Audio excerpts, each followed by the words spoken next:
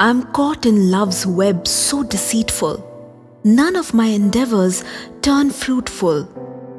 I knew not when I rode the high-blooded steed. The harder I pulled its rein, the less it would head. Love is an ocean with such a vast space. No wise man can swim it in any place. A true lover should be faithful till the end and face life's reprobated trend. When you see things hideous, fancy them neat.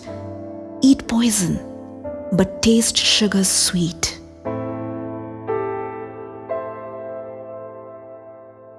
That was Love by Rabia Balkhi, originally a Persian poem translated into English.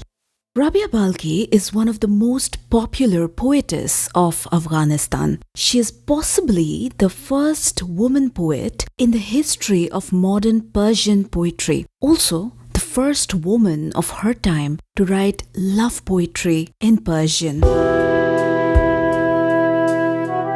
A poem about love, written by a woman from the land of Afghanistan. Sounding like a paradox? Seems so unbelievable, right? So not what you think, how you see Afghanistan today. But it is true and is also very much a reality.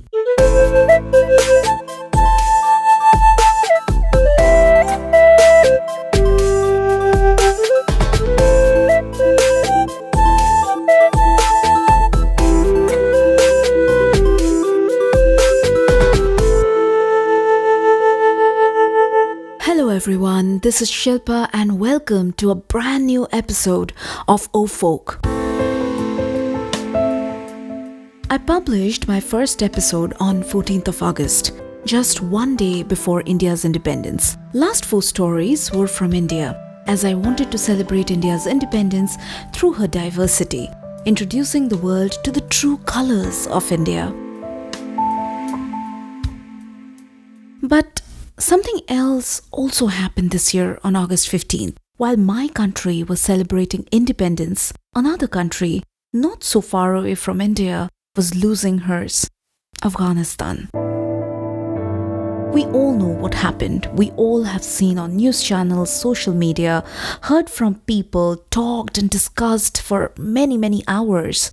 Like millions of other people across the world, I was disturbed. I am disturbed by what is happening there. I am worried for the people, especially women and children. I'm devastated and scared by seeing the graphic images and videos, and they are not just videos. They're real people, and those are their stories of unimaginable suffering. Growing up in India, we always knew about the trade routes between Afghanistan and India. Dry fruits, some spices, carpets, all these things used to come from there. And how can I forget about the Kabuliwalas or the Afghani merchants from Kabul staying in India, especially Calcutta. I'm from eastern part of India. I'm a Bengali, born and brought up in Calcutta, and I have grown up knowing Kabuliwalas as an integral part of my home city. In 1892, India's first Nobel laureate Rabindranath Tagore wrote this iconic short story, Kabuliwala. It was the tale about this fruit seller from Kabul, Afghanistan, living in Calcutta. While living there and selling dry fruits, he developed a doting, loving, filial affection and an unusual bond with this little 5-year-old girl, Minnie, from a middle-class aristocratic Bengali family. Today, I'm thousands of miles away from India. I try to visit every year, but obviously, because of COVID, I haven't been able to go for the past 2 years now. But I miss my home, the smell of my room, familiar aroma of my mom's cooking, known lanes of my city. I miss everything. But I still know I can go there again, sometime very soon. But now, when I think of these innocent Afghani people and the way they had to leave their country, their home, their everything, with almost nothing with them, no hope of when they can visit again or if ever they can visit again, my heart cries. Few days back, I was reading this news article and I read about Kabuliwalas in Calcutta praying for their families back in Kabul and trying to rescue them safely from there. All I could do was close my eyes and say a little prayer for them. I'm not a powerful or a resourceful person. I can't do much, but the least I can do is to tell my listeners that the Afghanistan you see today is not the country that it used to be. Afghanistan has a very rich history dating back thousands of years that reflects in their literature, language, food, architecture, everything. It was a land of colors in every sense. And the religious extremism that we see today, the human rights violation, the oppression on women, is also not what Afghanistan stands for. While many might be very surprised to know this, but Afghanistan was a land of diversity, with people from various cultures and religious backgrounds coexisting and living peacefully for hundreds, even thousands of years. So for today's episode, I have handpicked one such very special story, a Jewish folktale from the land of Afghanistan. Jews in Afghanistan sounds not very familiar or relatable maybe, and pretty out of how we imagine Afghanistan as a country, but many might don't know that Jews in Afghanistan have a very old history. Until the assassination of King Nader Shah in 1933, the country had a significant number of Jew population for more than 1,000 years. Key Afghan cities such as Herat and Kabul were once homes for thousands of Jew families for generations. Many of them traded in leather and karakul, which is sheep pelt, and often traveled long distance between Afghanistan, Iran, India, and Central Asia. In the mid-1900s, Afghanistan had a strong number of nearly 40,000 strong Jewish community. The vast majority of Jewish population left Afghanistan in the 1960s. Most went to Israel, while some went to Europe, and some came here in this country to New York. The only and last remaining Jew living in Afghanistan, Zablon Simintov, left the country earlier this month on 7th of September. He is an Afghan Jewish carpet trader and a restaurant owner. Before his evacuation, he was also the caretaker of the only and the last remaining synagogue located in the capital city of Kabul. Today's episode is to celebrate the Afghani Jews. Today's episode is to celebrate the real Afghanistan. You're listening to O Folk with me, Shilpa Das Gupta.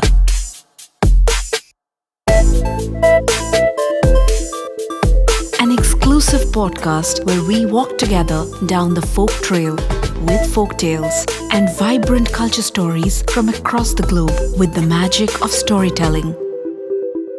So one day, on a summer night in Afghanistan, the king decided to change out of his fancy robe and left his palace, dressed like a peasant, just to take a stroll around and get some evening air. Now, besides that, he also wanted to see what is going on around. He walked through the market and the locality, and finally he reached to the poorest section, which was almost towards the end of the town. To his surprise, he suddenly heard joyful, happy singing from this dimly lit little cottage. Of course, he didn't expect something like that coming out of that little cottage, so he peeped through the window to see what is happening inside. He saw a poor man sitting at his table. The man was eating and singing and smiling and thanking God for whatever he has on his table. The king was so surprised to see such a poor man, but in such high spirits. He couldn't hold his curiosity and excitement, so he requested if he can come inside as a guest. The poor man agreed and he happily called the king inside. He also offered him food and drink. After having dinner, the king asked the man how he manages his living. The man said, "Oh, I'm a very poor Jew. I just go around the city and try to fix shoes." and that way whatever little I earn is enough for me to get a day's food, and that's it. I'm happy." The king was astonished. He asked, "But what will you do when you're too old to work?" "Oh, I don't have to worry about that," the man said. "God is there to take care of me. I am God's child. He will definitely find some way out for me so that I can earn my living and a day's food." The king was a bit perplexed. He returned to his palace and took off his peasant disguise. He was not 100% convinced with what the man said, so he decided to test the faith of the man. The next day, the king announced that no one is allowed in the city to fix shoes in exchange of money. That morning, when the poor Jew went to work, he was surprised to learn about this new rule the king has just started. And obviously, he was worried. What will he do now? He looked up towards the sky in despair and prayed to God. In his mind, he knew that God will definitely help him in some way.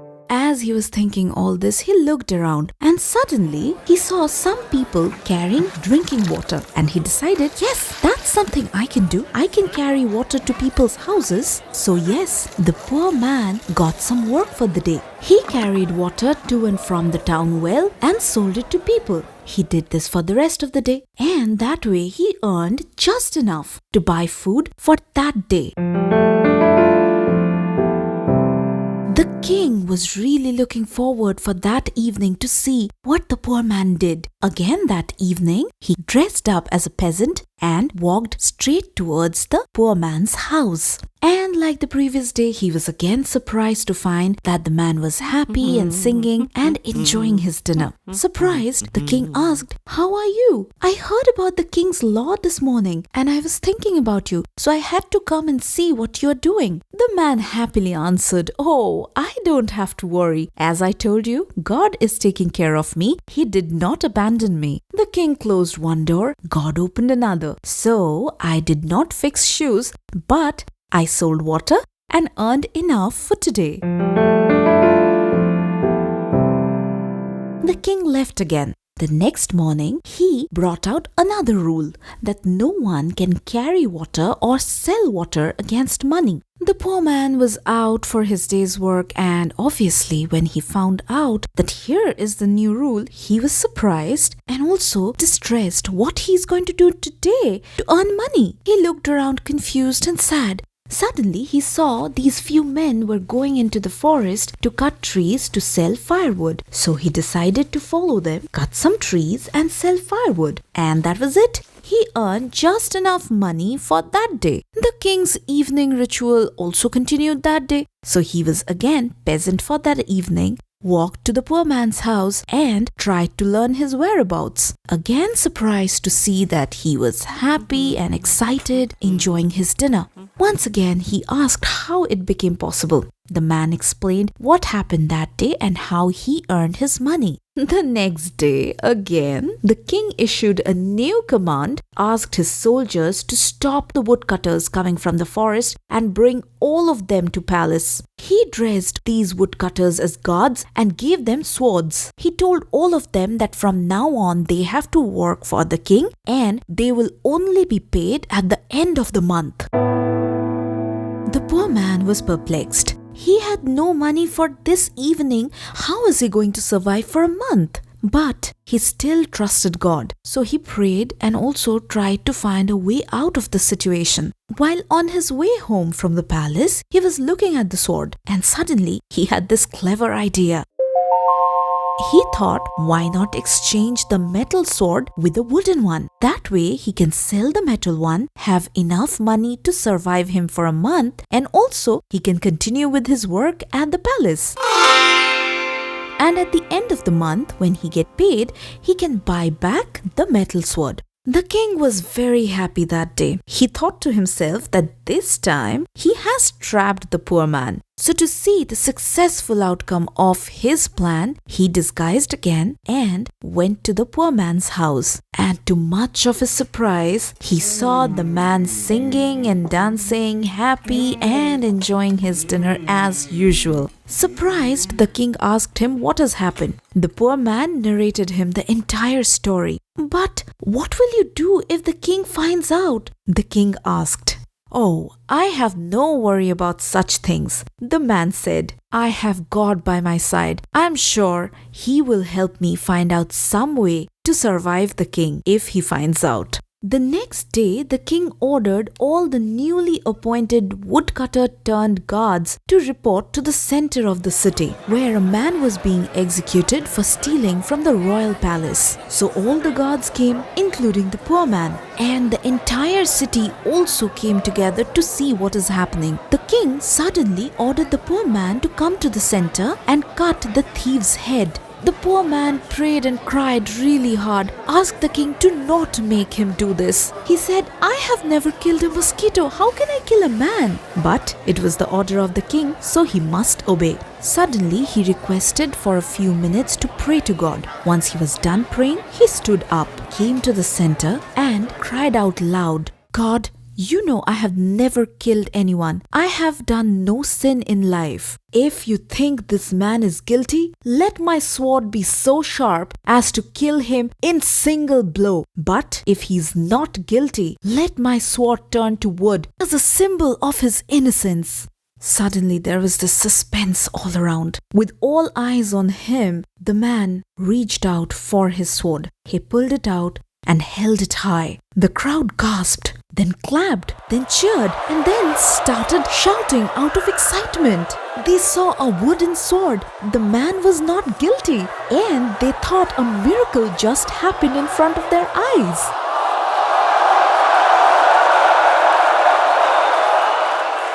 The king just laughed to himself. He was so delighted to see the wisdom of this poor Jew. He called him close and he confessed to him that it was him who was visiting his house every evening.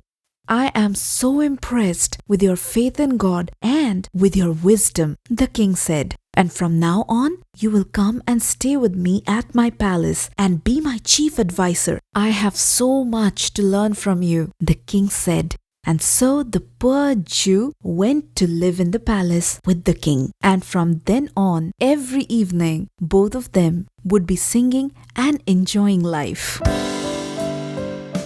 Moral of the story is, if you have wisdom, if you have the right positive spirit, and if you face any situation in life with a smile, you can conquer anything. No problem is big enough to overshadow you, so keep smiling. And on that note, I will take you to the folk fact of this episode. You're listening to O Folk with me, Shilpa, and it's time for this episode's folk fact. As I mentioned earlier that in today's episode, we are celebrating the real diversity of Afghanistan. We are celebrating the Afghani Jews. So today's folk fact is something really fascinating about them as well. So as we all know, synagogues are auspicious houses of worship for the Jewish community. In the city of Old Herat in western Afghanistan, there used to be 4 synagogues, 1 public ritual bath or mikvah, as well as a Jewish cemetery. At one point, this area of Herat was known as Mohallai Messiah, or the neighborhood of the Jews. The UO synagogue, the largest of them all, still exists in Herat. Not very long ago, it underwent renovation and was added to Herat's list of protected cultural sites. It is the only synagogue in Herat that has been preserved with most of its original features. With that, this episode comes to an end. Tell these stories. Try to know more about diverse cultures from across the globe. Power, money, authority, gun shells might take over countries, but let the beautiful history, these mesmerizing culture stories live on through us. Let's tell the stories more. Let's embrace all religions and cultures with open arms. Let's not turn our heads away because who knows, this might knock on our doors someday. Thank you for being my partner in this fascinating journey. continue listening to O Folk, and please share with everyone around you and spread the word. Honestly speaking, I cannot reach out to the world without your support and help. Please follow and subscribe O Folk on any podcast platform of your preference. As you might know already, it's on all major podcast platforms like Google Podcast, Apple Podcast, Spotify, Amazon Music, iHeartRadio, and so many more. My friends in India, you can also hear me on JioSaavn. And if you're listening me on Apple Podcast, I would be immensely grateful if you leave me a review. That will tell me how you're feeling, what you want me to improve, and so much more. Join me on social media platforms. O Folk is on Facebook, Twitter, and Instagram. I'll be back with another fascinating story on October 6th, so stay with me on this journey. And wrapping up on that note, take care, spread love, be loved. Goodbye, and love you all.